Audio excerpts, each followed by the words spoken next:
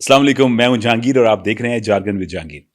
शफीक मियाँ, जनाब कैसे हैं आप? बेहतरीन। यार ये इंडियन जो गवर्नमेंट है, सही हमारी बात है। मोदी सरकार, मज़ाक़ा हमारे ख़ेज़ प्यारे मोदी सरकार, जेन जी, जेन यो ज़ी मैन। यो है। हे यार गाइस ये बंदा, एक बात बताऊं, ये वक्त की चाल देख के चलता है। तभी तो हल्का नहीं, कामयाब है। हल्का नहीं आता, हल्का नहीं आता, इसलिए तो चिपका हुआ है। चिपका यार मैं देख रहा था इनकी, अब ये बड़ी सीरियस बात है हमारे यहाँ specially when the DGMO speaking on with I mean press conference और मीडिया और वट एवर, तो वो कितना सीरियस नोट पे और सारे लोग ऐसे मुंह करके बैठे होते हैं लाल करके, तो इन भाई साहब ने उसमें भी फिल्मी टच दिया होता है। तो इनके DGMO साहब, रात को मैं एक क्लिप देख रहा था, तो उसमें उन्होंने शुरुआत की, मुझे लगा अभी बैकग्राउंड म्यूजिक आएगा, फिर एक स्लो स्लो मो में कोई चीज़ आएगी, दो चार तो कैमरे होंगे। हाँ, तो वो भाई साहब ख्वाहिशात को ना हकीकत के तौर हकीकत पे का बयान रूप कर रहे देकर थे, हाँ। वो कुछ ये बयान कर रहे थे। मैं अभी पेश करता हूँ आपको ना। वो कह रहे थे कि पाकिस्तान के DGMO या उनके काउंटर पार्ट आप बोल रहे, उन्होंने मुझे कॉल की और मैं नहीं था, बाथरूम गया था या किधर जो भी था, मुझे बंदे ने बताया भाई साहब पाकिस्तान में फोन आ रहा है, कॉल आ गई, कॉल आ रही है।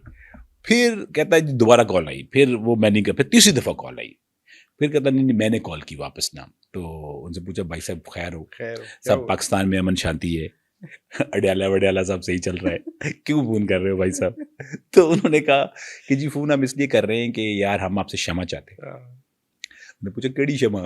चिड़ी नाल रही या उन्होंने कहा नहीं भाई, क्षमा का मतलब होता है हमारे यहाँ माफ़ी चाहते हैं, कि पाकिस्तानियों ने हमसे माफ़ी मांगी है। उन्होंने कहा कि यार आपने जो अपने सेट टारगेट किए हुए थे, आपके बरामूस मिसाइल बड़े टारगेट पे लगे, सब आपने सही कर लिया, आपने मारने थे मार लिए, अब ये पता नहीं बरामूस क्या बरामूस है।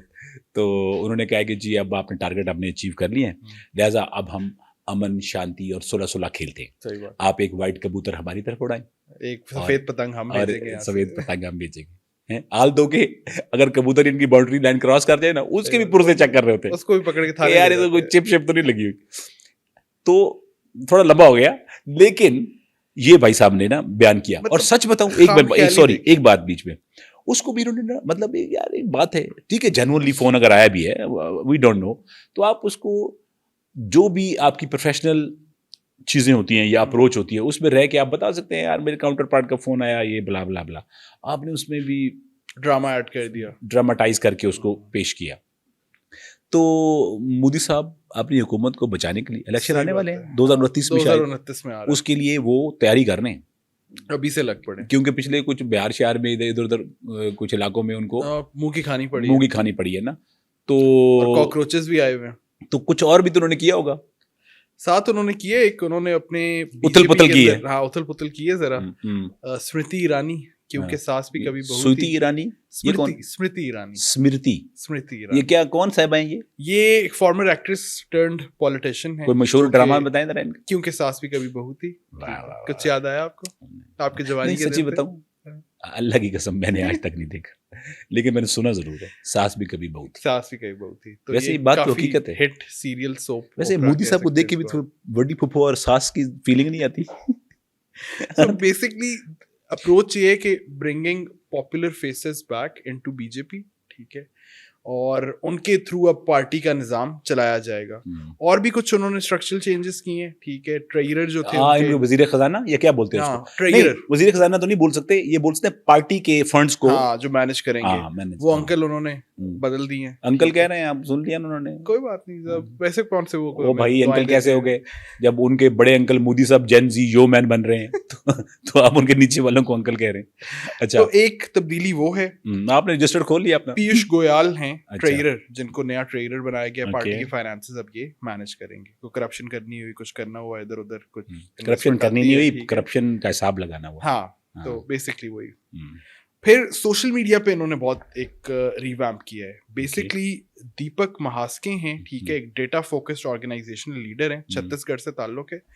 इनको लेके आए हैं एक पुराने बंदे की जगह पे, अमित मालविया की जगह पे, और ये अब नेशनल सोशल मीडिया कन्वीनर बना दिए गए हैं। ओके, ये रुक जा, ये इतनी बड़ी तब्दीली, यानी वो जो आपकी ट्रेडिशनल थिंकिंग है, एग्जैक्टली उसको ब्रेक करना, सो क्रेडिट goes to कॉकरोचेस सारी उनकी फतेह। कॉकरोचेस ने उनकी इनको जीत है। बताया कि भाई जी सोशल मीडिया में आए जो आपकी प्रेजेंस है ना उसके बगैर आप सरवाइव नहीं कर सकते।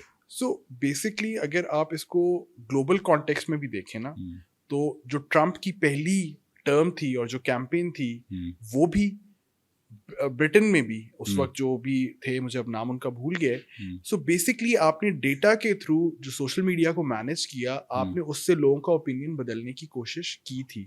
So this is a learning from that angle. यार वो भी था। दूसरा हमारा अब पाकिस्तान में ये जो पीटीआई थी, एग्जैक्टली इन्होंने सोशल मीडिया को बहुत यूज किया। एग्जैक्टली, और तभी उसकी वजह से बाकी पार्टीज आई। Yes exactly. सो अब ये एक सिमिलर मूव है कि यार कांग्रेस, जेन जी, इन सबको आपने काउंटर करना है, ठीक है। तो आप एक ऐसा बंदा लेके आ रहे हैं जो एक डेटा एनालिटिक्स जानता है, ठीक है, और जो एक पुरानी सोच वाला बंदा था आपने उसको रिप्लेस कर दिया, उसकी जगह पे नया छत्तीसगढ़ से एक भाई साहब लाए गए ताकि आप जेन जी को जरा बेहतर तरीके से टारगेट कर सकें। लेकिन यार एक बात है, देखो ये वाले मेयर्स तो वो ले रहे हैं, ऑब्वियसली वो ये तो कर सकते हैं, लेकिन ना जिस तरह आप कहते हैं ना, मिसाल के तौर पे किसी बंदे का अगर यूट्यूब चैनल हो और अगर वो ऑर्गेनिकली चलता है ना तो लंबा जाता है। ट्रू, ऐसा ही है। ऐसे ही है।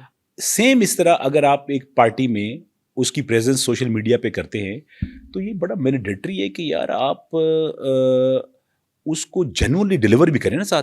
सिर्फ नारे मारने से या दीवारों पे तस्वीरें लगाने से या बार बार मोदी साहब वो सफेद रंग का तंग पजामा पहन के, बेसिकली ऑन ग्राउंड भी चीजें तब्दील हों, सर्विस डिलीवरी बेहतर हो, गवर्नेंस बेहतर हो, नई पॉलिसीज, बेहतर पॉलिसीज बने ताकि आप उसको कवर कर सकें, रादर कि आप किसी भी चीज जो एग्जिस्ट ही नहीं कर रही उसको आप दिखाएंगे जी हम बेहतर। और मजे की बात ये है, जेन जी जो है ना, एक पहले जमाने में सादा लोग होते थे। आप क्या करते थे, आप उनको नारे नूरे मार के और उनके झूठे वादे दे के और आपको कूलर पंखा दे देंगे, तो सिलाई मशीन दे देंगे और उनको घेरू कर लेते थे। ऐसा ही है। ये जेन जी जो है दे आर वेरी प्रैक्टिकल, बहुत शॉर्ट लिव्ड ये वो है क्रिएचर, लेकिन है बड़ी पक्की। एग्जैक्टली। अभी मैं पिछले दिनों एक रिसर्च पढ़ रहा था कि अल्कोहल कंजम्पशन अगर आप डिफरेंट जनरेशंस के हिसाब से देखें, मिलेनियल्स हैं, बेबी बूमर्स हैं, सो जेन जी ने 80% ड्रॉप ले आए हैं उसकी कंजम्पशन के अंदर, ठीक है, because they are not focused on that. वो अपनी स्पेंडिंग्स और चीजों पे कर रहे हैं, ठीक है। सो पॉइंट बीइंग, वो नया मोबाइल ले लेते हैं किस्तों पे ना, एग्जैक्टली, मतलब उनके और शौक है, ठीक है। सो वो चीज, उनका ओपिनियन बदलना, उनको इस चीज पे लेके आना कि हाँ वोट करो, ठीक है। तो ये एक डेटा साइंटिस्ट, एक डेटा एनालिटिक्स के बंदे को लेके आ रहे हैं ताकि वो फैक्ट्स की बेसिस पे ओपिनियन बदल सके। यार सोशल मीडिया में देखें आप, सोशल मीडिया में ये कि लास्ट जब इलेक्शंस थे ना इंडिया में, तो इंडिया में एक यूट्यूबर है दुर्लभ राठी, उसने हिला जुला, उसके अच्छे भले फॉलोअर्स में हैं, उसके सब्सक्राइबर भी मेरा ख्याल मिलियंस हैं।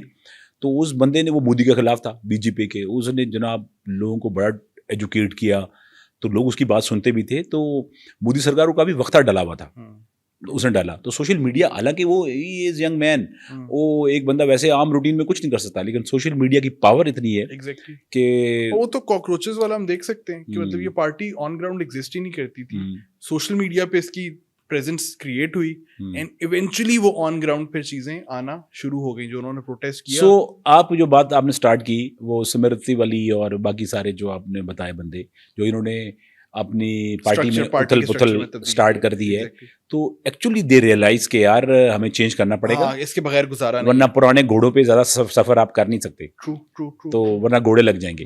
हाँ, तो ये सीन हुआ। तो मोदी साहब जो है वो मतलब इस चीज को रियलाइज करते हैं, मोदी साहब रियलाइज कर रहे हैं और वो अगले इलेक्शन की अब तैयारी कर रहे हैं। ये टीम वो स्ट्रक्चर प्लेस कर रहे हैं अपनी तरफ से 2026 में, ताकि 2029 में, आज से 3 साल बाद, इलेक्शन जीता जा सके। यार वैसे एक बात बताऊं, मैं अगर थोड़ी देर के लिए नजूमी बन जाऊं, मुझे लगता है इस दफा मोदी जी हिल जाएंगे, अंदाजा मेरा भी मुझे लग रहा है, क्योंकि कॉकरोचेस को जो सपोर्ट मिली है ना, कॉकरोचेस जो सपोर्ट मिली है एकदम से, ये लोग इतनी जल्दी अपना माइंड बदलेंगे नहीं। और दूसरे इस तरह के 2-3 और झटके लगे ना, तो ये एटलीस्ट खुद बहुत वीक हो जाएंगे।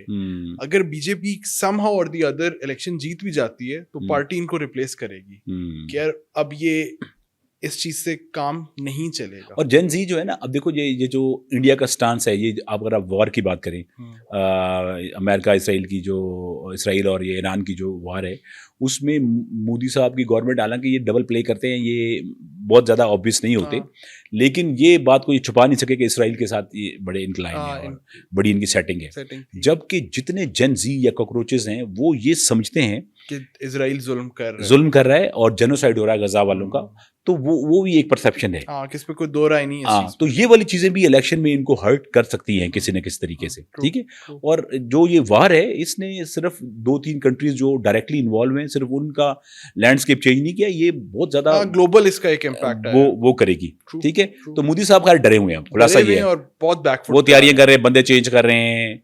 और ये सारे मेयर्स जो है ना कि पहले आप वो डॉक्यूमेंट्री निकाल रहे हैं, ठीक है, फिर आप पार्टी में चेंजेस कर रहे हैं, ये दिखाता है कि मोदी साहब बैकफुट पे आए हुए हैं, ठीक है।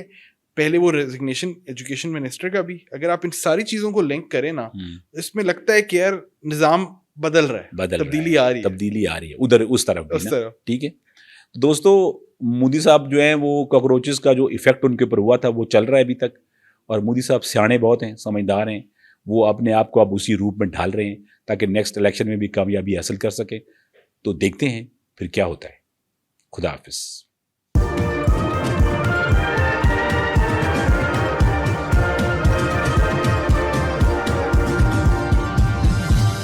You are watching अपना वतन।